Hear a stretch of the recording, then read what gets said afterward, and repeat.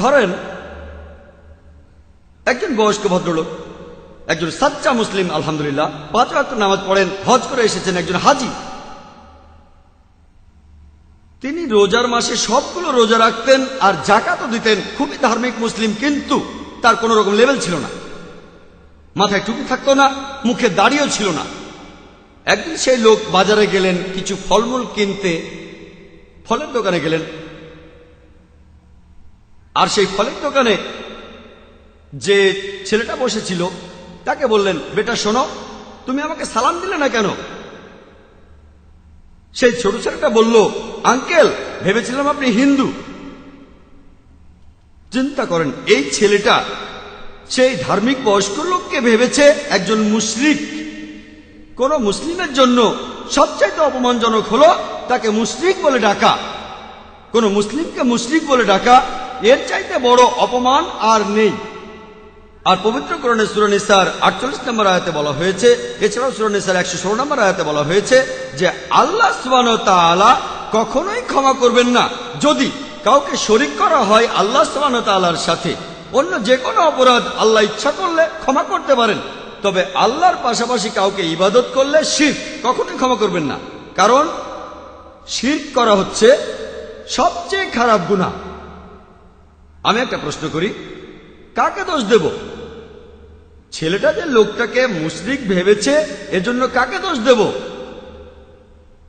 পবিত্র কোরআনে সূরা মাইদার 72 নম্বর আয়াতে উল্লেখ করা হয়েছে, লাকাদ কাফারাল্লাযিনা ক্বালু ইন্নাল্লাহা হুয়াল মাসীহু ইবনে মারইয়ামা, যে তারা বলে, খ্রিস্টানরা, যে মরিয়মের পুত্র যীশু খ্রিস্ট হলো আল্লাহ সুবহানাহু ওয়া তাআলা। ঈসা মসীহ আলাইহিস সালাম মরিয়মের পুত্র, তিনি আল্লাহ সুবহানাহু ওয়া তাআলা। এরপর কোরআন বলছে ওয়াকাল আল মাসীহ, অথচ মসীহ বলেছেন, ইয়া বানি ইসরাইল, হে ইসরায়েলের সন্তানেরা, আবুদুল্লাহ, আল্লাহর ইবাদত করো, রাব্বি ওয়া রাব্বুকুম, তিনি আমাদের সকলের প্রতিপালক। ইন্নাহু মা ইশরিক বিল্লাহ, কেউ যদি কাউকে আল্লাহর সাথে শরীক করে থাকে, ফাকাদ হারামাল্লাহু আলাইহিল জান্নাত, আল্লাহ তার জন্য জান্নাতকে নিষিদ্ধ করবেন। ওয়ামালুহুন্নার ওয়ামালিজ জালিমিনা মিনান নিসার, তার আবাসস্থল হবে জাহান্নাম, আর জালিমদের জন্য পরকালে কোনো সাহায্যকারী নাই। পবিত্র কোরআন বলছে যে ইন্নাহু মা ইশরিক বিল্লাহ, কেউ যদি কাউকে আল্লাহর সাথে শরীক করে থাকে, ফাকাদ হারামাল্লাহু আলাইহিল জান্নাত, আল্লাহ তার জন্য জান্নাতকে নিষিদ্ধ করে দেবেন। যদি কেউ শিরক করে সে তাহলে জাহান্নামে যাবে, যদি মুশরিক অবস্থায় মারা যায় সে জাহান্নামে যাবে। আমি একটা প্রশ্ন করি, এখানে কাকে দোষ দেবেন? যদি একজন অল্প বয়স্ক মুসলিম কোন বয়স্ক ধার্মিক মুসলিমকে মুশরিক বলে, কাকে দোষ দেবেন? ছেলেটাকে কোনো দোষ দিতে পারবেন না, সে তো নিষ্পাপ। যদি কাউকে দোষ দিতে হয় তিনি সেই বয়স্ক ভদ্রলোক, যে কেন সেই লোকের কোনো লেভেল নেই। যদি লেভেল দিয়ে উদ্দেশ্য বোঝা যায় তাহলে সেটা আপনার থাকা উচিত। আর মুসলিম মহিলাদের জন্য লেভেলটা কি হবে? কি হবে লেভেলটা? তাদেরও একটা লেভেল আছে। পবিত্র কোরআন বলছে, সূরা নূরের 31 নম্বর আয়াতে উল্লেখ করা হয়েছে যে মুমিন নারীদেরকে বলো তারা যেন দৃষ্টি সংযত করে, লজ্জাস্থানের হেফাজত করে, আর যা তারা সাধারণত প্রকাশ করে থাকে সেটা ছাড়া যেন তাদের সৌন্দর্য প্রকাশ না করে, মাথার কাপড় দিয়ে যেন বক্ষদেশ আবৃত করে, এবং তাদের সৌন্দর্য প্রকাশ করে শুধু তাদের স্বামী, তাদের বাবা, তাদের পুত্র, এরকম কিছু পুরুষের তালিকা আছে যারা তাদের নিকটাত্মীয় আর যাদেরকে বিয়ে করতে পারবে না। এই হিজাব পালনের নিয়মগুলো পবিত্র কোরআন এবং সহিহ হাদিসে আছে। হিজাবের নিয়ম প্রধানত 6টা। প্রথমটা হলো পুরুষ আর নারীর হিজাবের বিস্তৃতি বা সীমা। পুরুষের জন্য নাভি থেকে হাঁটু পর্যন্ত, নারীদের জন্য পুরো শরীরটাই ঢেকে রাখতে হবে, শুধুমাত্র মুখ আর হাতের কবজি বাদে। কিছু বিশেষজ্ঞ বলেন গোড়ালির নিচে পায়ের পাতাও খোলা রাখতে পারে, আবার কেউ কেউ বলেন যে মুখ আর হাতের কবজিও ঢেকে রাখতে হবে। এটা হলো সীমা। এছাড়া বাকি 5টা নিয়ম সেটা পুরুষ এবং নারীর জন্য একই। 2 নম্বর নিয়ম, তারা যে পোশাক পরবে সেটা এমন টাইট হবে না যাতে শরীরের কাঠামো বোঝা যায়।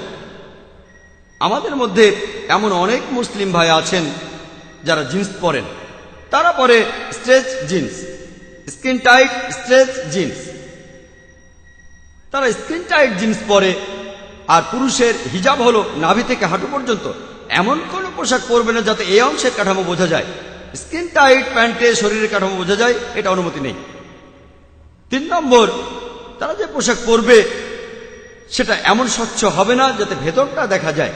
মুসলিম নারীরা যখন পোশাক পরবে তারা হয়তো ঢিলেঢালা পোশাক পরবে, কিন্তু সেটা অনেক স্বচ্ছ হতে পারে জর্জেট বা এই ধরনের কাপড় দিয়ে, এটার অনুমতি নেই। 4 নম্বর, পোশাকটা এমন আকর্ষণীয় হবে না যাতে বিপরীত লিঙ্গের কেউ আকৃষ্ট হয়। 5 নম্বর, এটা অবিশ্বাসীদের পোশাকের মতো কখনোই হবে না।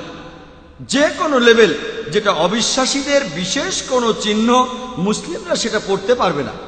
যেমন ধরুন, একজন মুসলিম ক্রস পড়তে পারবে না, এটা খ্রিস্টানদের জন্য একটা বিশেষ প্রতীক। কপালে ওম লেখা থাকবে না, এটা হিন্দুইজমের একটা প্রতীক। মাথার উপর কোনো টিকা থাকবে না, এটাও হিন্দুইজমের একটা প্রতীক।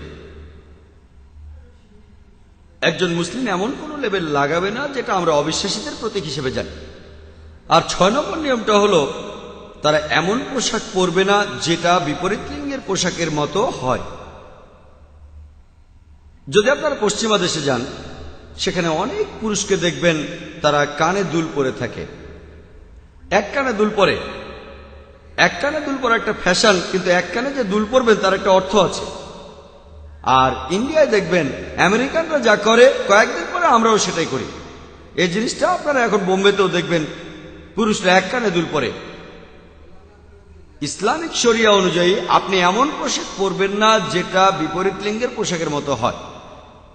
আর নারীদের এই হিজাবের কারণটা পবিত্র কোরআনে সূরা আহজাবের 59 নম্বর আয়াতে উল্লেখ করা হয়েছে। এখানে বলা হয়েছে, হে নবী, তুমি তোমার স্ত্রীদের আর মুমিন নারীদের বলো যে যখন তারা বাইরে যায় শরীরে যেন চাদর জড়িয়ে নেয়, যাতে করে তাদের সহজে চেনা যায়, আর এতে করে তাদের উত্ত্যক্ত করা হবে না। পবিত্র কোরআন বলছে নারীদের হিজাব পালন করতে বলা হয়েছে যাতে করে তাদেরকে সহজে চেনা যায়, আর এতে করে তাদেরকে উত্ত্যক্ত করা হবে না। উদাহরণ হিসেবে ধরেন 2 বোন, 2 যমজ বোন, আর তাদের দুজনেই খুবই সুন্দরী, দুজনে সমান সুন্দরী। যদি তারা বোম্বের রাস্তায় হেঁটে বেড়ায় আর এই 2 বোনের একজন সে ইসলামিক হিজাব পরে আছে, তার পুরো শরীর ঢাকা, শুধুমাত্র মুখ আর হাতের কবজি বাদে, আর অন্য বোন সে পশ্চিমা পোশাক পরে আছে, একটা স্কার্ট আর একটা মিনি। রাস্তা দিয়ে দুজনে হাঁটছে, আর রাস্তার এক কোনায় একটা মাস্তান দাঁড়িয়ে আছে, একটা বখাটে ছেলে মেয়েদের উত্ত্যক্ত করার জন্য। সুযোগ পেলেই সে মেয়েদের উত্ত্যক্ত করবে। আমি একটা প্রশ্ন করি, সে কোন মেয়েটাকে উত্ত্যক্ত করবে? সেই মেয়েকে উত্ত্যক্ত করবে যে হিজাব পরে আছে, নাকি তাকে উত্ত্যক্ত করবে যে স্কার্ট আর মিনি পরে আছে? কোনটাকে উত্ত্যক্ত করবে? স্বাভাবিকভাবেই ছেলেটা উত্ত্যক্ত করবে তাকে যে স্কার্ট আর মিনি পরে আছে। সেজন্য পবিত্র কোরআন বলছে নারীদের হিজাব পালন করতে বলা হয়েছে যাতে করে তাদেরকে উত্ত্যক্ত না করে। এমন অনেক মুসলিম বোন আছে যারা এমন অজুহাত দেখায় যে যখন আমরা হিজাব পালন করি, যখন আমরা স্কার্ফ পরি, অথবা যখন আমরা চাদর পরি, কাপড় দেই, লোকজন আমাদের দিকে তাকিয়ে থাকে। তাহলে বিনা কারণে দৃষ্টি আকর্ষণ করা হচ্ছে। আমি তাদের বলি, আমি এবারে একমত, এমনটা হতে পারে কারণ আপনি একেবারে আলাদা। আপনার আশেপাশে কেউ হয়তো হিজাব পরেনি, সেক্ষেত্রে আপনি হিজাব পরলে লোকজন আপনার দিকে তাকাতেই পারে, কারণ আপনি একদম আলাদা, অন্য সবার চাইতে আলাদা। এমন ঘটনা ঘটতে পারে। তবে আমি তাদের বলি, আপনি হিজাব পরলে লোকে যদি আপনার দিকে তাকায়, তারা লোভের দৃষ্টিতে তাকায় না, তারা তখন আপনার দিকে শ্রদ্ধার সাথে তাকায়। এটাই পার্থক্য। স্কার্ট আর মিনি পরা কোনো মেয়ের দিকে পুরুষরা সেদিকে তাকায় লোভের সাথে। হিজাব পরলে তারা আপনাকে দেখে, আপনার দিকে তাকায় শ্রদ্ধার সাথে। তারা আপনার দিকে তাকাচ্ছে কারণ আপনি অন্যদের চাইতে আলাদা, তখন তারা আপনার দিকে শ্রদ্ধার সাথে তাকায়। তবে এই প্রশ্নটা তাদের করতে পারেন যারা হিজাব পালন করে। আর এমনকি আমার বোনও আলহামদুলিল্লাহ, সেও বলেছে যে যেহেতু সে হিজাব পরে আলহামদুলিল্লাহ আশেপাশের লোকজন তাকে শ্রদ্ধা করে। যখন তারা কোনো বাসে ওঠে তাদের সিট ছেড়ে দেয় আলহামদুলিল্লাহ। এতে করে নারীদের সম্মান বেড়ে যায়। আর অনেক মহিলায় ভাবেন যদি তারা হিজাব পালন করতে চান তাহলে কালো বোরখা পরতে হবে, এটা আবশ্যিক। কোন জায়গায় ইসলামিক শরিয়া এমন কথা বলেনি যে ইসলামে নারীরা শুধু কালো বোরখাই পরবে। যদি বিপরীত লিঙ্গের কেউ সেই পোশাকে আকৃষ্ট না হয়, সেটা যে কোনো রঙের হতে পারে, বাদামি রঙের হতে পারে, নীল রঙের হতে পারে, সাদা হতে পারে, ছাই রঙের হতে পারে, যে কোনো রং হতে পারে। হয়তো সবাই কালোটাই বেছে নেয়, কারণ যদি আপনি কালো বোরখা পরেন তাহলে পরিষ্কার করতে হবে প্রতি সপ্তাহে একবার বা 2 সপ্তাহে একবার। যদি সাদা বোরখা পরেন তাহলে হয়তো প্রতিদিনই ধুতে হতে পারে বা একদিন পর পর ধুতে হতে পারে। এখন আপনি বেছে নেন, কালো বোরখা পরতে পারেন, সপ্তাহে একবার ধোবেন। সাদা বোরখা পরেন বা হালকা রঙের বোরখা পরেন তাহলে প্রায় প্রতিদিনই ধুতে হবে। আপনি এটা বেছে নেন। ইসলামিক শরিয়া এমনটা বলছে না যে বোরখাটা কালো হতে হবে। আপনি চাইলে কালো বোরখা পরতে পারেন, অন্য রঙও পরতে পারেন, যদি আপনি হিজাব পালনের 6টা নিয়মই ঠিকভাবে মেনে চলেন।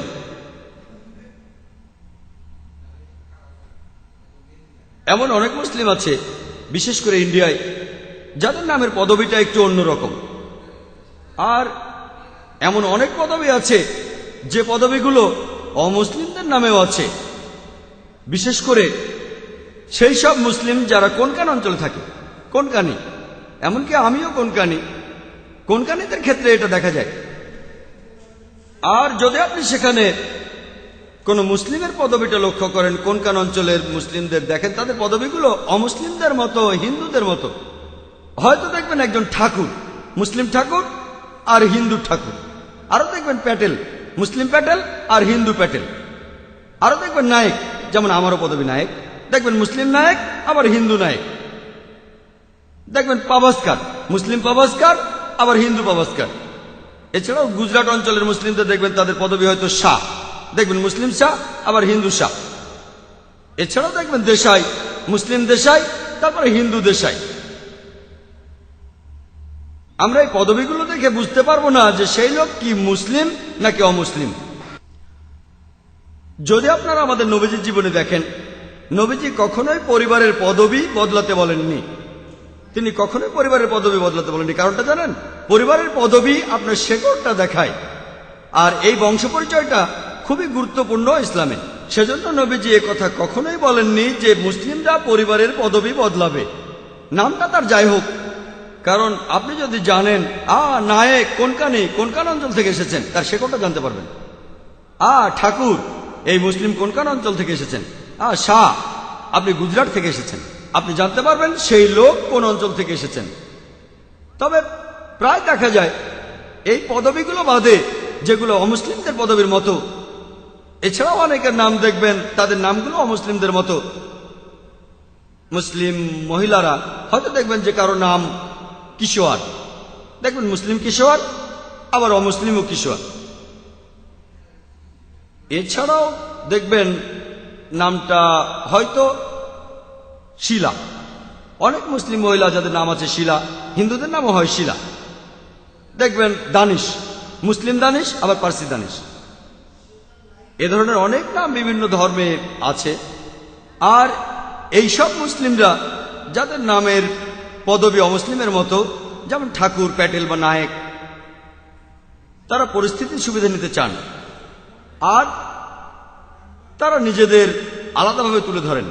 যদি তারা কোনো মুসলিমের সাথে দেখা করে, মুসলিমদের কিছু নাম সহজে বোঝা যায়, সহজে বুঝতে পারবেন যে সে মুসলিম। যেমন আব্দুল্লাহ, সুলতান, মোহাম্মদ, জাকির। এ ব্যাপারে সন্দেহ নেই যে আব্দুল্লাহ, জাকির, মোহাম্মদ, সুলতান এই নামগুলো মুসলিম, কোনো সন্দেহ নেই। তাহলে নামটা যদি এমন হয় সহজে বোঝা যায় একেবারে স্পষ্টভাবে, তখন সন্দেহ থাকবে না যে সে একজন মুসলিম। তবে কিছু মুসলিম সুবিধা নিতে চায়, যদি তাদের নামের পদবিটা হয় অমুসলিমদের মতো। কোন মুসলিমের সাথে দেখা হলে তারা তখন পুরো নাম বলে। যেমন মোহাম্মদ নায়েক পুরো নাম, এটা আসলে আমার ভাইয়ের নাম। আর যদি অমুসলিমের সাথে দেখা হয় তারা বলে এম নায়েক, এটা হতে পারে মনোয়ার নায়েক, হতে পারে মনোজ নায়েক। আমার ভাই এমনটা করেন না। আমি একটা উদাহরণ দিচ্ছি যাতে কেউ আঘাত না পান, কেউ যেন মনে না করেন আমি তাকে আঘাত করছি। আর এমনটা কমন, তারা লেখে এম নায়েক, শুধু এম নায়েক, অথবা M A Naik, MD Naik ইত্যাদি ইত্যাদি। বুঝতেই পারবেন না সে মুসলিম নাকি অমুসলিম। আর মুসলিমদের সাথে দেখা হলে তারা তখন পুরো নাম বলে। তাহলে এভাবে নাম বলা ইচ্ছাকৃতভাবে সুযোগ নেওয়ার চেষ্টা, যে মুসলিমের সাথে কথা বললে হয়তো ভালো কাস্টমার খুঁজছি, তার সামনে বলবো আমি মুসলিম। অমুসলিমের সাথে কথা বললে আমি তাকে প্রতারিত করতে চাই। এটা আসলে এক ধরনের প্রতারণা, আর ইসলাম সবসময় এগুলোর বিরুদ্ধে। যদি আপনার নামটা অমুসলিম নামের মতো হয়, অমুসলিম পদবী হয়, সমস্যা নেই, ঠিক আছে। তবে সত্যি কথাটা গোপন করে আপনি লোকজনের সমর্থন আদায় করতে পারেন না। ইসলাম এটার অনুমতি দেয় না। আমরা আমাদের নাম নিয়ে গর্বিত, আলহামদুলিল্লাহ, আর নিজেদের মুসলিম হিসেবে পরিচয় দেই। আপনারা যখন স্কুলে যান তখন বিশেষ একটা ইউনিফর্ম পরেন। যদি সেন্ট পিটার্স স্কুলে যান, আমি সেখানে পড়েছি, ছাই রঙা প্যান্ট আর সাদা শার্ট, একেবারে তখনই বুঝে ফেলবেন সেন্ট পিটার্স স্কুলের ইউনিফর্ম পরে সেন্ট পিটার্স স্কুলের একজন ছাত্র। যদি সেন্ট মেরি স্কুলে যায়, সাদা প্যান্ট আর সাদা শার্ট পরবে, এতে বোঝা যায় সে হলো সেন্ট মেরি স্কুলের একজন স্টুডেন্ট। এছাড়াও তাদের বিভিন্ন রঙের টাই দেখবেন, এতে সহজে বোঝা যায়। সেজন্য তারা পরে ইউনিফর্ম, যেটাকে বলে স্কুল ইউনিফর্ম। এতে চিনতে সুবিধা হয়। আমাদের এই যে প্রতিষ্ঠানটা ইসলামিক রিসার্চ ফাউন্ডেশন, আমাদেরও একটা লেভেল আছে IRF এ। অনেক জায়গায় দেখবেন নীল রঙের ব্লেজার পরে অথবা বিশেষ রঙের প্যান্ট, নেভি ব্লু প্যান্ট আর হালকা নীল শার্ট। আর ইসলামিক রিসার্চ ফাউন্ডেশনে আমাদের লেভেল হলো টুপি আর দাড়ি। কোন লোক যদি IRF এ যোগ দিতে চায়, তাহলে প্রথমে যেটা লাগবে আমরা তাদের বলি যে যদি এখানে যোগ দেন, এটা আবশ্যিক যে মাথায় টুপি পরবেন আর মুখে দাড়ি রাখবেন, অন্য কোনো সুযোগ নেই। দাড়িটা মানাক বা না মানাক, এটা আবশ্যিক। যদি আল্লাহ এবং রাসূলকে ভালোবেসে এটা রাখেন, ইনশাল্লাহ আপনি সওয়াব পাবেন। সেজন্য এটা করা উচিত। তাই এটা আপনি পছন্দ করেন বা না করেন, যদি IRF এ যোগ দিতে চান, ইসলামিক রিসার্চ ফাউন্ডেশনে কর্মচারী বা কর্মকর্তা হিসেবে এটা আবশ্যিক। মাথায় টুপি পরবেন, মুখে দাড়ি রাখবেন। আলহামদুলিল্লাহ, এটাই আমাদের লেভেল। IRF এর জন্য আমরা ইসলামের লেভেলটাকে বেছে নিয়েছি, এটা আবশ্যিক। ডাক্তারদের দেখেন, যখন কেউ ডাক্তারি পাশ করে, আগে নাম ছিল মিস্টার অমুক তমুক, পরে হয়ে যায় ডক্টর অমুক তমুক। কারণটা জানেন? কারণ ডাক্তার হওয়া, আলহামদুলিল্লাহ, এটা একটা মহৎ পেশা। আপনার সম্মান বাড়ায়। অন্যান্য মানুষ তারাও ভালো, তবে আমি একজন ডাক্তার, এটা খুব মহৎ পেশা, তাই মিস্টার থেকে ডক্টর হয়ে যায়। আর ডাক্তার যদি কার্ড বানায়, সেখানে থাকে একটা ক্রস, তার গাড়িতে বা যানবাহনে, বোঝা যায় তিনি ডাক্তার। ধরুন একজন লোক রাস্তা দিয়ে হেঁটে যাচ্ছে আর তার কোনো সাহায্যের প্রয়োজন, যদি সে কোনো অ্যাক্সিডেন্ট করে, তাহলে সে ডাক্তারের গাড়িটা দেখলে বুঝবে, এই লোকটা তো, এই গাড়ির লোকটা তো ডাক্তার। যদি লেভেল দিয়ে উদ্দেশ্য বোঝা যায়, সেটাই পড়েন। একইভাবে মুসলিমরা, আলহামদুলিল্লাহ, যদি লেভেল দিয়ে উদ্দেশ্য বোঝা যায়, তাহলে সেটাই করা উচিত। মুসলিম হিসেবে পরিচয় দিয়ে আপনার গর্ববোধ করা উচিত, যাতে করে কোনো লোকের যদি কোনো আধ্যাত্মিক সাহায্যের প্রয়োজন হয়, এমন কোনো সাহায্য ঈমানের সাথে প্রাসঙ্গিক, বিশ্বাসের সাথে প্রাসঙ্গিক, সে তাহলে এমন লোকের কাছে যাবে যার মাথায় টুপি আছে আর মুখে দাঁড়িয়ে আছে। খুবই সহজ, সহজে বোঝা যাবে। আর এই লেভেল ব্যবহার করার অনেক উপকার আছে, অনেক উপকার। এখানে তো সওয়াব পাবেনই, কারণ আল্লাহ এবং রাসূলকে মানছেন, এজন্য আপনি সওয়াব পাবেন। এছাড়াও অনেক উপকার আছে। যেমন ধরুন, এমন এলাকায় গেলেন যেটা আপনার কাছে নতুন, আর দেখা গেল নামাজের সময় হয়ে গেছে, আপনি কোনো মসজিদে যেতে চান, সে কথাটা আপনি কাকে জিজ্ঞেস করবেন? তখন দেখবেন কার মাথায় টুপি, মুখে দাঁড়িয়েছে, ও ইনি একজন মুসলিম, তিনি আমাকে ঠিকভাবে বলতে পারবেন। যদি মসজিদটা ছোট হয়, তাহলে হয়তো তিনি বলবেন সেটা এই গলিতে, যদি বড় হয়ে থাকে তাহলে বলবেন ওই দিকে। যদি কেউ অনেক জায়গায় ঘুরে বেড়ায়, যেমন আমি অনেক জায়গায় ঘুরি, যখন পশ্চিমা কোনো দেশে যাই, মুসলিমদের জন্য একটা বড় সমস্যা হলো হালাল খাবার। হালাল খাবার কোথায় পাবো? এখন এই কথাটা কার কাছে জিজ্ঞেস করব যে হালাল খাবার কোথায় পাওয়া যাবে? যদি অমুসলিম কাউকে বলি হালাল খাবার কোথায় পাবো, সে হয়তো বুঝতে পারবে না হালাল খাবার কি। এটা একটা সমস্যা। তখন যদি কাউকে দেখেন, একজন লোককে আপনি দেখতে পেলেন মাথায় টুপি আর মুখে দাঁড়িয়ে, ব্রাদার, ভাই সাহেব, সালাম আলাইকুম, ওয়ালাইকুম সালাম, তারপর তাকে জিজ্ঞেস করেন হালাল খাবার কোথায় পাবো। এটা তো কঠিন, অনেক দূরে পাবেন, তার চেয়ে বরং আমার সঙ্গে চলেন, আপনাকে খাওয়াবো। আলহামদুলিল্লাহ, খাবারের জন্য দামও লাগবে না। তার মানে এই না যে লেভেলটা পড়লে আপনার খাওয়ার খরচটা বেঁচে যাবে, তবে অনেক উপকার পাবেন, অনেক উপকার। আমার ক্ষেত্রে এমনটা অনেকবার হয়েছে। এমন জায়গায় গেলাম যেখানে হালাল খাবার নেই, তখন প্রশ্ন করলাম আর সেই লোক বলল আমার বাসায় চলুন আপনি। অথবা বললো সামনে একটা রেস্তোরাঁ, আপনি প্রথমে বাঁয়ে যান, তারপর ডানে, তারপরের লেনে আবারও বাঁয়ে যান, আর সেখানে একটা রেস্তোরাঁ আপনি দেখতে পাবেন। আলহামদুলিল্লাহ, এতে অনেক উপকার।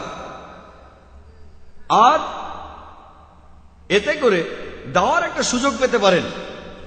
যদি আপনি লেভেলটা পড়েন, তাহলে মুসলিমদের আবশ্যিক দায়িত্বটা পালন করতে পারবেন, অর্থাৎ ইসলামের বাণী ছড়িয়ে দেওয়ার সুযোগ পাবেন। অনেক উপকার হয়। এরকম আরো অনেক লেভেল আছে। যেমন যদি কোনো মুসলিমের বাসায় যান, যদি সেই মুসলিম নিজেকে মুসলিম হিসেবে পরিচয় দেয়, তাহলে হয়তো দেখবেন বিশেষ কোনো পোস্টার অথবা বিশেষ কোনো আয়াত আরবিতে কোনো কিছু লেখা, যেমন ধরেন হাজা মিন ফজলে রাব্বি, সমস্ত কিছু সৃষ্টিকর্তার মহানুভবতা। অথবা হয়তো দেখবেন রাব্বি জিদনি ইলমান, হে প্রতিপালক আমার জ্ঞান বাড়িয়ে দাও। খুব সহজে বুঝতে পারবেন এই ভাষার মালিক একজন মুসলিম। অথবা হয়তো দেখবেন আল্লাহু আকবার, সহজ। এখন প্রযুক্তি দিন দিন উন্নত হচ্ছে, নতুন নতুন লেভেল আসছে। এইসব প্রযুক্তির সাহায্যে হয়তো আপনার ঘড়িতে দেখবেন আজান দিচ্ছে, আজান ক্লক। কোথাও বেল বাজলেই শুনবেন আসসালামু আলাইকুম। এরকম নতুন নতুন লেভেল আবিষ্কার হচ্ছে। আলহামদুলিল্লাহ, আপনাদেরও কাজে লাগবে। আর যদি আপনারা কোনো অফিসে যান, হয়তো সেই অফিসে কোনো লেখা দেখলেন অথবা কোনো পোস্টার, যাতে বোঝা যায় এই অফিসের মালিক একজন মুসলিম। যদি আপনারা আইআরএফ এর অডিটোরিয়ামের ভেতরে ঢোকেন, সবপ্রথমে যে আয়াতটা লেখা দেখবেন, ইন্নাদ দীনা ইনদাল্লাহিল ইসলাম, একমাত্র ধর্ম, একমাত্র দিন যেটা আল্লাহর কাছে গ্রহণযোগ্য সেটা ইসলাম। ডাইরেক্টলি, সমস্যা নেই, বুঝবেন এই জায়গাটার মালিক হচ্ছেন একজন মুসলিম। যদি কোনো যানবাহনে চড়েন, কোনো গাড়িতে, সেখানে কোনো স্টিকার লাগা দেখতে পারেন, যেমন বিসমিল্লাহির রহমানির রহিম, দয়াময় পরম দয়ালু আল্লাহর নামে। এখনকার দিনে আমি মাঝে মধ্যেই পৃথিবীর বিভিন্ন দেশে যাই, আমার বন্ধুদের জন্য বিভিন্ন গিফট নিয়ে আসি, যেমন বিভিন্ন ইসলামিক জিনিস। এরকম একবার জেদ্দায় গিয়েছিলাম, সেখানে দেখলাম একটা নতুন যন্ত্র। সেই যন্ত্রটা লাগানো হয় গাড়িতে। যখনই আপনি গাড়িতে স্টার্ট করবেন, যখন গাড়িটা চালু করবেন, যন্ত্রটা বলবে আলহামদুলিল্লাহ বিসমিল্লাহির রহমানির রহিম সুবহানাল্লাযী সাখারালানা হাযা ওয়া মা কুন্না আলাউহিল মুকরিমিন। দোয়া পড়া শুরু করবে। যাত্রা শুরুর আগে আমাদের নবীজি বলতে বলেছেন, সমস্ত প্রশংসা আল্লাহর, আল্লাহর নির্দেশনা চাই যাতে তিনি আমার বাহনকে নিয়ন্ত্রণ করেন ইত্যাদি। আপনার পাশে যে লোক বসে আছে সে দোয়াটা না জানলে তখন মুখস্থ হয়ে যাবে আলহামদুলিল্লাহ, অনেক উপকার পাবেন। এরকম অনেক লেভেলই দেখতে পাবেন। আমি যখন প্রথমবার মিল্লাতনগরে এসেছিলাম সে রায়টের পরে, এটা ছিল 1993 সালের দিকে, প্রায় 5 বছর আগে। প্রথমবার যখন মিল্লাতনগরে আসি, সেখানে আসার পর আমি পড়লাম বিভিন্ন বিল্ডিং এর নাম, আল মক্কা, আল মদিনা, মুজ্জালিফা, আরাফাত, মিনা। বিশ্বাস করেন মন ভরে গিয়েছিল। আলহামদুলিল্লাহ, খুবই ভালো লেগেছিল। সেখানে পুরো কলোনি, আমি জানি যে এটা মুসলিমদের একটা বড় কলোনি। আর যখন ভেতরে ঢুকলাম, মক্কা, মদিনা, মুজ্জালিফা, মিনা, আলহামদুলিল্লাহ, আমার তখন খুব ভালো লেগেছিল। প্রত্যেকটা বিল্ডিং যখন নামটা পড়বেন, যে কেউ বুঝবে এগুলো মুসলিম বিল্ডিং।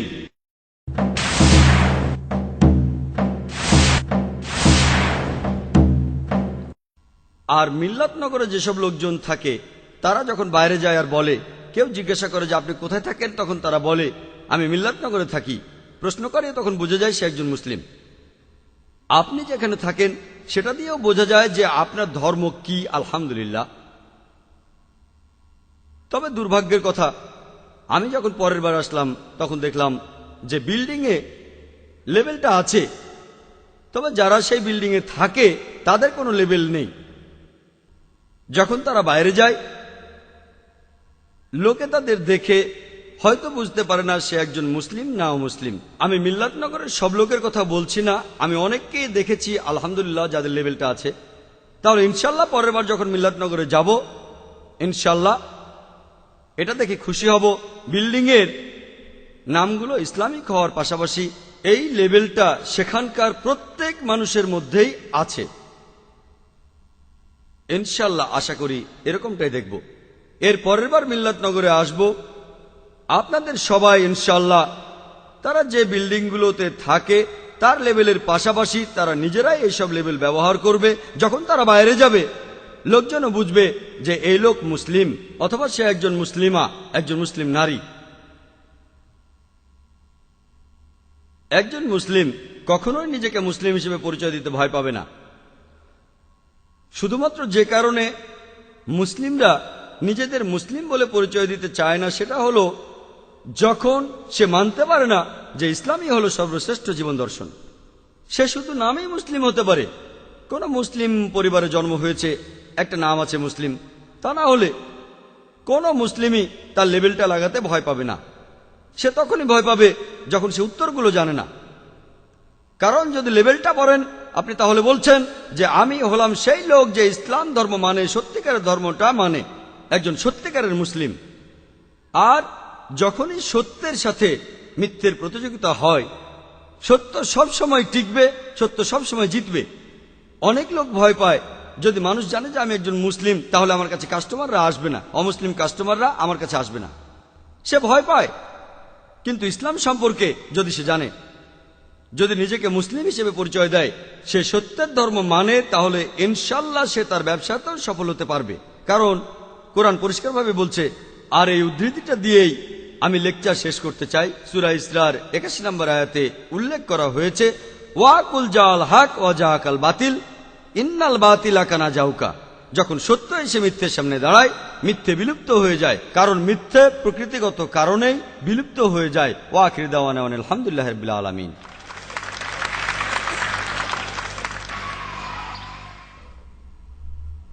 আমরা এখন অনুষ্ঠানের দ্বিতীয় পর্ব শুরু করব, প্রশ্ন উত্তর পর্ব।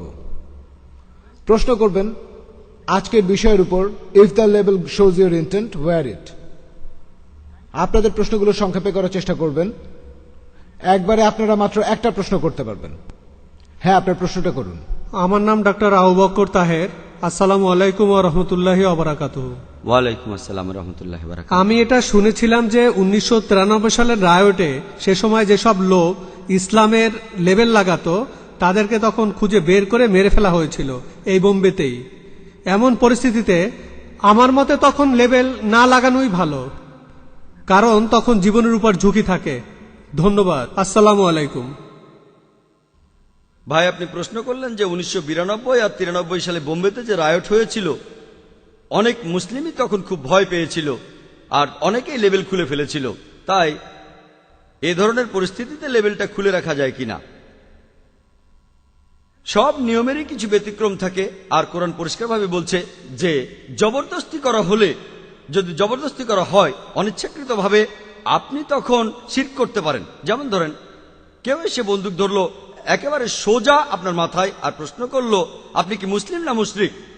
আপনি নিজে এটা জানেন যে আপনি একজন মুসলিম, তবে জীবন বাঁচানোর জন্য সে অবস্থায় একেবারে শেষ উপায় হিসেবে কোরআন এটা সুযোগ দিয়েছে যে আপনি এই ধরনের ক্ষেত্রে মিথ্যে বলতে পারেন। যদি জীবন মৃত্যুর প্রশ্ন চলে আসে, শুধুমাত্র সেই সব ক্ষেত্রে। ধরেন রায়ট চলছে আর আপনি অমুসলিম এলাকায় আছেন, আর ধরেন আপনি রাস্তায় বের হলেন, তখন আপনার উপর হামলা করা হলো। আর এই ধরনের ক্ষেত্রে যদি আপনার লেবেলটা খুলে ফেলেন, ইনশাআল্লাহ আল্লাহ আপনাকে ক্ষমা করে দেবেন। ধরেন কোন রায়টের সময় একজন অমুসলিম আপনার মাথায় বন্দুক ধরে বলল মুসলিম না অমুসলিম। আপনি তখন বলতে পারেন আপনি মুসলিম, হয়তো শহীদ হবেন, অথবা বলতে পারেন আমি একজন অমুসলিম, হয়তো বেঁচেও যেতে পারেন। আপনি ভাববেন আমি এখানে মারা গেলে কেউ হয়তো দেখবেও না, তাহলে লাভটা কি? নিজেকে মুসলিম দাবি করে শহীদ হয়ে যেতে পারি, অথবা বলতে পারি আমি একজন অমুসলিম। কোরআন অনুমতি দিয়েছে এখানে কেউ নিজেকে অমুসলিম দাবি করে নিজের জীবন বাঁচাতে পারে, যাতে পরে ইসলাম প্রচার করতে পারে। আলহামদুলিল্লাহ।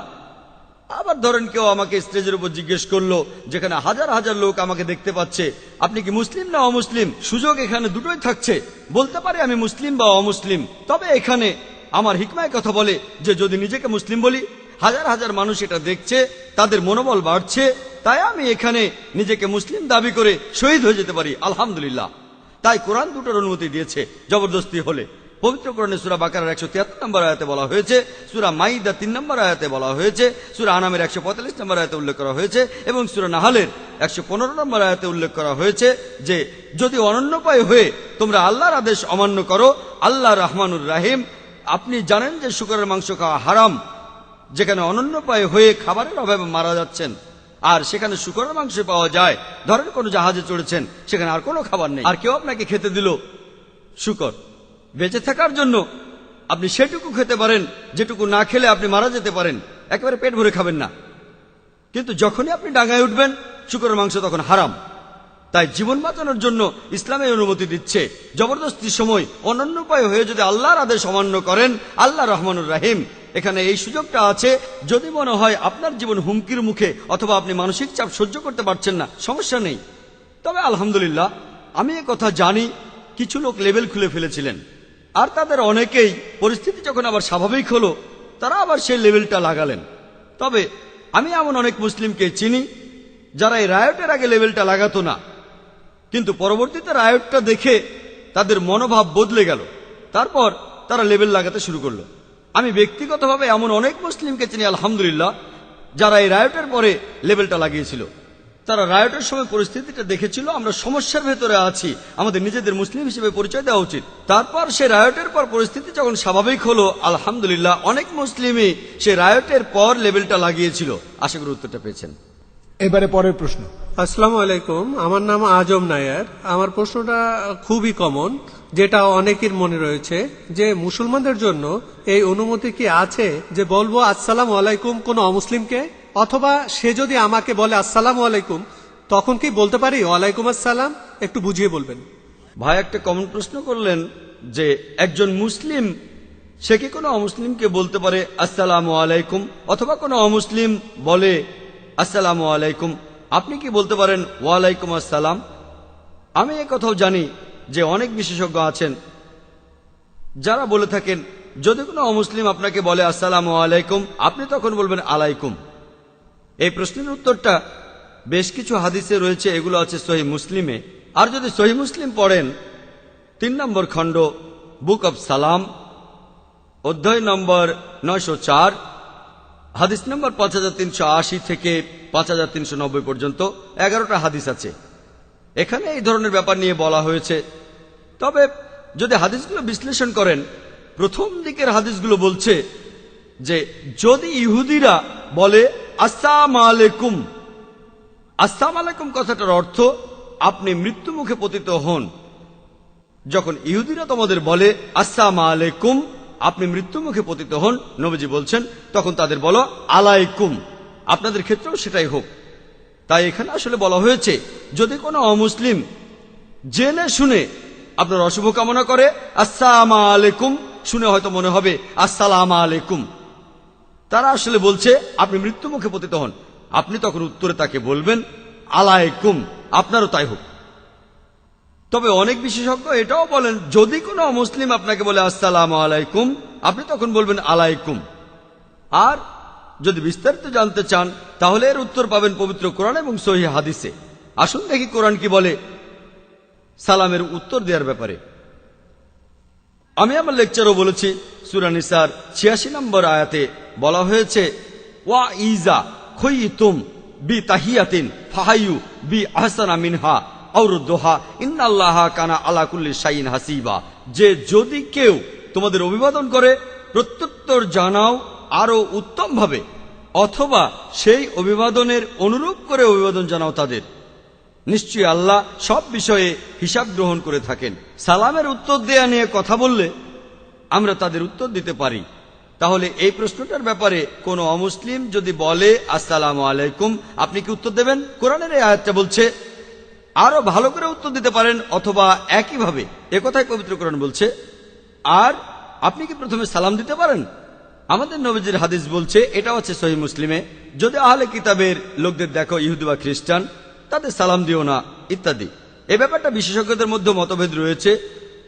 তবে যদি পবিত্র কোরআন দেখেন, কোরআন আর সহিহ হাদিস এগুলোই আমরা সব সময় অনুসরণ করব। পবিত্র কোরআনের সূরা মারিয়ামের 47 নম্বর আয়াতে উল্লেখ করা হয়েছে যে নবী ইব্রাহিম আলাইহিস সালাম তার বাবা ছিল একজন মুশরিক, তাকে ঘর থেকে বের করে দেয়। তিনি বলেন আসসালামু আলাইকুম, আল্লাহর কাছে দোয়া করি আল্লাহ তাআলা যেন আপনাকে ক্ষমা করে দেন। কোরআন বলছে যে ইব্রাহিম আলাইহিস সালাম তার বাবাকে বলছেন আসসালামু আলাইকুম, আমি প্রার্থনা করব আল্লাহ যেন আপনাকে ক্ষমা করে দেন। এরপর পবিত্র কোরআনের সূরা তাহার 47 নম্বর আয়াতে বলা হয়েছে যে মুসা আলাইহিস সালাম এবং হারুন আলাইহিস সালাম ইহুদিদের ভাষায় মোজেস আর অ্যারন, তাদেরকে আল্লাহ তাআলা নির্দেশ করলেন তারা যখন ফারাও আর অন্যান্যদের কাছে যাবে তখন যেন তাদের বলে শান্তি তাদের প্রতি যারা সৎপথ অনুসরণ করে।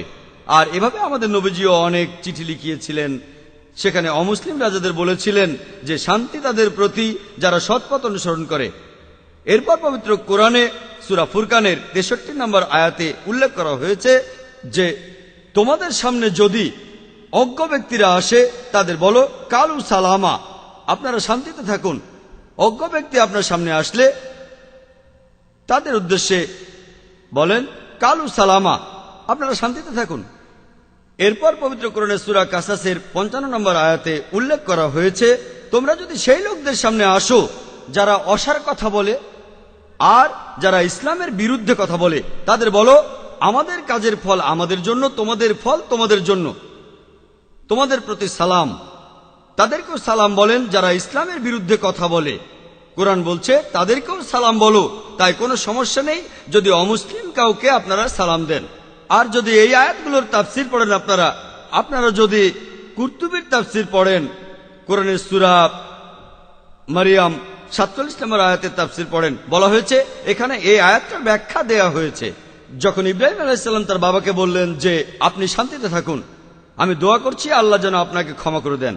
বেশিরভাগ বিশেষজ্ঞরাই তারা বলেন, আলেম ওলামাগণ তারা বলেন এই সালাম এটা আসলে শুধু একটা অভিবাদন, যেমন বলে ফেয়ারওয়েল। এখানে কাউকে রক্ষা করার কথা বলা হয়নি। তাদের মতে এটা শুধু একটা অভিবাদন। আর কুরতুবী তিনি তার তাফসিরে বলেছেন যে কথা বলেছেন তাবরি, তার মতে এই কথাটার অর্থ হলো শান্তি। এরপর যদি আপনারা নাকাশের কথাগুলো পড়েন, তিনি বলেছেন যে মুসলিমদের জন্য এটার অনুমতি আছে, তারা অমুসলিমদের সালাম দিতে পারবে। যদিও বেশিরভাগ বিশেষজ্ঞ এই কথা বলেন যে এখানে সালাম দেয়া হচ্ছে শুধুমাত্র অভিবাদন হিসেবে, রক্ষা করার কথা বলা হয়নি। এছাড়াও আপনারা যদি কুরতুবীর কথাগুলো পড়েন, আমি সেই কথাগুলোর সাথে একমত যে কথাগুলো বলেছেন ওয়াইনা। তিনি বলেছেন, আর ব্যাখ্যা হিসেবে তিনি সূরা মুমতাহিনার 8 নম্বর আয়াতের কথা বলেছেন। বলা আছে আল্লাহ নিষেধ করেন না তোমাদের সেই লোকদের সাথে ন্যায় বিচার করতে যারা দ্বীনের ব্যাপারে তোমাদের বিরুদ্ধে যুদ্ধ করেনি আর তোমাদেরকে স্বদেশ থেকে বহিষ্কার করেনি। আল্লাহ ন্যায়পরায়ণদের ভালোবাসেন। তার মানে আপনারা তাদের সাথে ন্যায় বিচার করবেন যারা ধর্ম নিয়ে আপনাদের বিরুদ্ধে যুদ্ধ করেনি অথবা স্বদেশ থেকে বহিষ্কার করেনি। তিনি এরপর আরো বলেছেন যে পবিত্র কোরআনের সূরা মুমতাহিনা 4 নম্বর আয়াতে উল্লেখ করা হয়েছে যে নিশ্চয়ই ইব্রাহিম আলাইহিস সালামের জীবন দর্শনের মধ্যে তোমাদের জন্য উত্তম আদর্শ আছে। ইব্রাহিম আলাইহিস সালাম যেসব কাজ করেছেন আলহামদুলিল্লাহ সেখানে ভালো আদর্শ খুঁজে পাবেন। তিনি যদি মুশরিক বাবাকে সালাম দেন, আপনি কেন পারবেন না? তাহলে বিশেষজ্ঞরা বলেন, আপনারাও দেখবেন যদি তাফসিরগুলো পড়েন, অনেকগুলো তাবরির তাফসির আর ইবনে কাসির তিনি কোরআনের অনুবাদ আর ব্যাখ্যা করেছিলেন। আর সূরা নিসা 86 নম্বর আয়াতে উল্লেখ করা হয়েছে যে যখন কেউ তোমাকে অভিবাদন করে আরো উত্তম রূপে উত্তর দাও। এখানে মুসলিমদের কথা বলা হয়নি, এটা আল্লাহ সুবহানাহু ওয়া তাআলার যে কোনো সৃষ্টি হতে পারে। তাহলে আপনারা দেখছেন এমন কিছু কিছু বিশেষজ্ঞ আছেন যারা বলেন যে তাদের সালামের উত্তর না দেয়াই ভালো, শুধু বলেন আলাইকুম। তবে আরেক দল বিশেষজ্ঞ বলছেন যে সালামের উত্তর দিতে পারেন, আপনি তাদের সালাম দিতে পারেন অথবা সালামের উত্তর দিতে পারেন তার চাইতেও ভালোভাবে। আমি এখানে সেই সব বিশেষজ্ঞের সাথে একমত যারা বলেন সালাম দিতে পারেন অমুসলিমদের। কারণ আপনারা যদি ইবনে মাসুদের লেখাগুলো পড়েন, সেখানে আপনারা দেখবেন তাকে প্রশ্ন করা হয়েছিল অমুসলিমদের কি সালাম দিয়ে অভিবাদন জানানো যায়? তিনি বলেন হ্যাঁ। তার সঙ্গীদের সাথে এমনটাই করেছিলেন আর বলেছিলেন আমরা মুসলিমরা শান্তি প্রতিষ্ঠা করতে এসেছি। আপনারা যদি আবু ওসামা রাদিয়াল্লাহু আনহুর কথাগুলো পড়েন, তিনি বলেছেন যে তিনি সালাম দিতেন অমুসলিমদের, ইহুদি খ্রিস্টান সবাইকে সালাম দিতেন। তাহলে বেশিরভাগ বিশেষজ্ঞ এই কথা বলেন যে আপনারা সালাম দিতে পারেন। আবার অনেকে বলেন যে এখানে আমাদের বলা উচিত আলাইকুম। আমি তাদের সাথে একমত যারা বলেন সালাম দিতে পারবেন, অমুসলিম কাউকে সালাম দিতে পারবেন আর তাদের ওয়ালাইকুম আসসালামও বলতে পারবেন। আশা করি উত্তরটা পেয়েছেন। এবারে করা হচ্ছে পরের প্রশ্ন। আসসালামু আলাইকুম। ওয়ালাইকুম আসসালাম। এটা সাধারণত মনে করা হয় যে টাই হলো ক্রসের প্রতীক, তাহলে আপনি কেন খ্রিস্টানদের লেবেলটা পড়েছেন? ভাই, আপনি খুব সুন্দর প্রশ্ন করেছেন আর আমিও খুশি যে এই প্রশ্নটা করেছেন যাতে করে ভুল ধারণাগুলো ভাঙা যায়। আপনি প্রশ্ন করলেন যে টাই হলো ক্রসের প্রতীক, খ্রিস্টানদের প্রতীক, তাহলে আমি কেন একজন মুসলিম হয়ে টাই পরে আছি? আর আমি জানি অনেক মুসলিম মনে করেন যে টাই এটা হলো ক্রসের প্রতীক। তবে আমি বিভিন্ন ধর্মের উপর একজন ছাত্র। খ্রিস্টানদের কোন ধর্মগ্রন্থেই একথা উল্লেখ করা নেই যে গলার টাই হলো খ্রিস্টানদের ক্রসের প্রতীক। যদি এমনটা হয়, হাদিস পরিষ্কারভাবে বলছে আপনি সেই পোশাক পরবেন না যেটা অবিশ্বাসীদের পোশাকের মতো হয়। যদি সেটা অমুসলিমদের বিশেষ প্রতীক হয়ে থাকে তাহলে সেই লেবেলটা লাগাতে পারবেন না, সেটা হারাম। আপনি বাইবেলে এমন কোনো কথা পাবেন না, বাইবেলে কোনো অনুচ্ছেদে এ কথা পাবেন না যেখানে বলা হয়েছে যে গলার টাই হলো ক্রসের প্রতীক। আমি আরো জানি যে অনেক মুসলিম পশ্চিমা কালচার পছন্দ করেন না, তাদেরকে দোষ দিচ্ছি না। আমি যেটা বলবো, আপনি যদি দেখেন অমুক জিনিসটা ক্ষতিকর, যদি আপনি দেখেন পশ্চিমারা কোনো খারাপ কাজ করছে, আপনি সেটা প্রতিবাদ করবেন। কিন্তু তারা যে ভালো কাজগুলো করে তাতে কোনো ক্ষতি নেই যদি সেগুলো মেনে নেন। আর যেগুলো নিরপেক্ষ সেগুলো তো ক্ষতি নেই, এগুলো তো আপনার প্রতিবাদ করার দরকার নেই। কিছু মুসলিম পশ্চিমাদের কালচারটাকে এতটাই অপছন্দ করেন যে তারা সবকিছুতে প্রতিবাদ করে। তাই এই জিনিসটা কোনোভাবেই খ্রিস্টানদের ধর্মের প্রতীক নয়। এই প্রশ্নটা আমাকে পৃথিবীর বিভিন্ন জায়গাতে করা হয়েছে, আমি তখনও সবার সামনেই বলেছি, যদি কোনো মুসলিম এটা প্রমাণ করতে পারেন, যে কোনো সময় অকাট্য প্রমাণ করতে পারেন যে গলার টাই এটা ক্রস বা খ্রিস্টান ধর্মের প্রতীক, আমি সবার আগে টাই খুলে ফেলবো। আর আমি সবাইকে বলবো আপনারা কেউ টাই পরবেন না। টাই জিনিসটা কোনোভাবেই খ্রিস্টান ধর্মের প্রতীক নয়, এটা কোনো দিক থেকে ক্রসের প্রতীক না, এটা একটা কালচারাল ড্রেস। টাই নিয়ে গবেষণা করেছেন বিশেষজ্ঞরা, শোনা কথা না। বিশেষজ্ঞরা বলেছেন কিভাবে টাইয়ের প্রচলন হলো। কিছু বিশেষজ্ঞ বলেন ঠান্ডা আবহাওয়ার দেশে লোকজন টাই পরে তাদের ভারী জামা কাপড়গুলো আটকে রাখতো। দেখবেন ঠান্ডা দেশের লোকজন উলের পোশাক পরে, এটা কালচারাল ড্রেস, এটা খ্রিস্টানদের ধর্মীয় পোশাক না। আপনারা পৃথিবীর সব জায়গায় দেখবেন খ্রিস্টানরা টাই পরে, খ্রিস্টানরা যে টাই পরে আলহামদুলিল্লাহ আমি সেটা জানি, মুসলিমরা টাই পরে, হিন্দুরা টাই পরে। গলার টাই আসলে খ্রিস্টান ধর্মের প্রতীক না, এটা একটা কালচারাল ড্রেস। আর মুসলিমদের অনুমতি দেয়া আছে যে তারা সেগুলো করতে পারবে যে জিনিসগুলো ইসলামিক শরিয়ার বিরুদ্ধে যায় না। যদি সেটা ইসলামিক শরিয়ার বিরুদ্ধে যায়, যেমন হাফ প্যান্ট পরা, এটাও পশ্চিমাদের একটা কালচার। আমরা মুসলিমরা এটা পরবো না, কারণ পুরুষদের জন্য হিজাব বা আওরা হলো নাভি থেকে হাঁটু পর্যন্ত, মুসলিমরা শর্টস পরবে না, এটার অনুমতি নেই।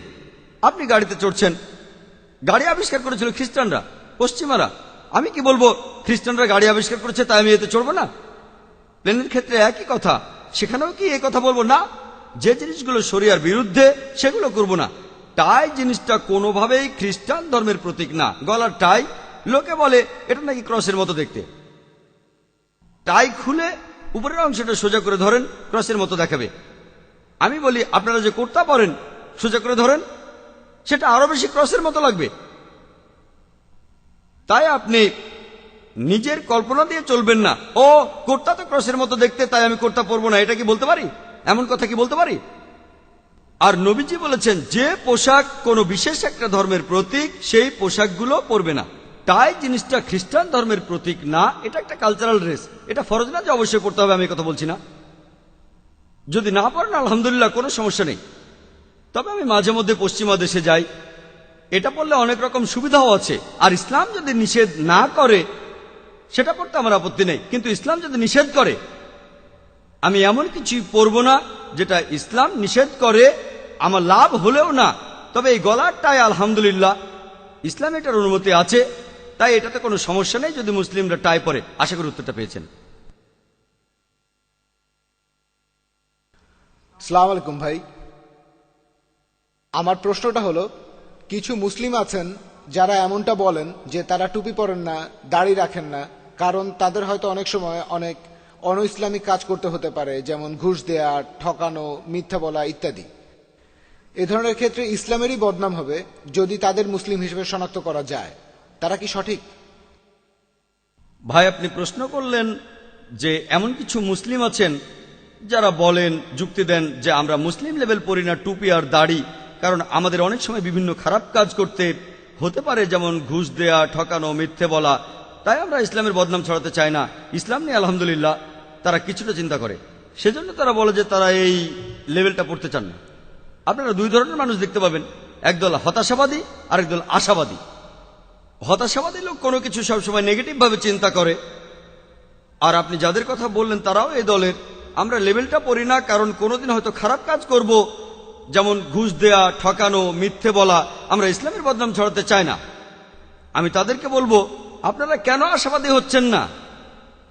যে ধরেন কোন এক সময় খারাপ কাজ করতেন, তারপর যখন লেভেল পড়া শুরু করলেন টুপি আর দাড়ি, আর ধরেন এমন ঘটনা ঘটলো যে আপনাকে হয়তো ঘুষ দিতে হবে, আপনি তখন ভাববেন ও আমি তো লেভেলটা পড়েছি, আমি কিভাবে ঘুষ দেব? আপনি ঘুষ দেবেন না আলহামদুলিল্লাহ। ধরেন এমন ঘটনা ঘটলো যে কাউকে ঠকাতে হবে, আপনি ভাববেন আমি তো লেভেল পড়েছি, এখন তো ইসলামকে আমি ছোট করতে পারি না, আমি কি করে ঠকাবো। অথবা ধরেন আপনাকে কোনো জায়গায় মিথ্যে বলতে হবে, তখন ভাববেন ও আমি তো লেভেল পড়েছি, টুপি আর দাড়ি, মিথ্যে বলবেন না। এতে করে এই দুনিয়াতে যদি উপকার আপনি না পান, পাবেন ইনশাল্লাহ, ইনশাল্লাহ পরকালের জীবনে অনেক উপকার পাবেন। আমি কোরআনের একটি আয়াত দিয়ে লেকচার শেষ করেছিলাম, পবিত্র কোরআনের সূরা ইসরার 81 নম্বর আয়াত। আপনি যদি মুসলিম হন, মুসলিম মানে যে নিজের ইচ্ছাকে আল্লাহর কাছে সমর্পণ করে, সে মুসলিম হিসেবে গর্ববোধ করে, সে আল্লাহর কাছে আত্মসমর্পণ করে গর্ববোধ করে, সত্যের ধর্ম পালনে গর্ববোধ করে। যদি সে সত্যিকার মুসলিম হয় তাহলে সত্যকে মেনে চলবে। আর পবিত্র কোরআনের সূরা ইসরার 81 নম্বর আয়াতে উল্লেখ করা হয়েছে, ওয়াকুল জাল হক ওয়া জাহাকাল বাতিল ইন্নাল বাতিলা কানা জাউকা। যখন সত্য এসে মিথ্যের সামনে দাঁড়ায়, মিথ্যে বিলুপ্ত হয়, কারণ মিথ্যা প্রকৃতিগত কারণে বিলুপ্ত হবে। আমি এইসব লোকদের বলবো যে যদি আপনাদের মনে হয় যে কখনো খারাপ কাজ করবেন আর লেভেল পড়া থাকলে ইসলামেরই বদনাম হবে, এখানে হতাশাবাদী না হয়ে আপনারা বরং আশাবাদী হন। আপনারা লেভেলটা পড়েন, ইনশাল্লাহ আপনারা আরো ভালো মুসলিম হবেন। আর যদি মুসলিম উম্মাহ নিয়ে চিন্তিত থাকেন আর ইসলাম ধর্ম নিয়ে, এতে মুসলিম উম্মাহর উপকার হবে না, উপকার হবে আপনার, উপকার হবে আপনার। আর এতে করে আপনারা সিরাতুল মুস্তাকিমে থাকতে পারবেন। আশা করি উত্তরটা পেয়েছেন।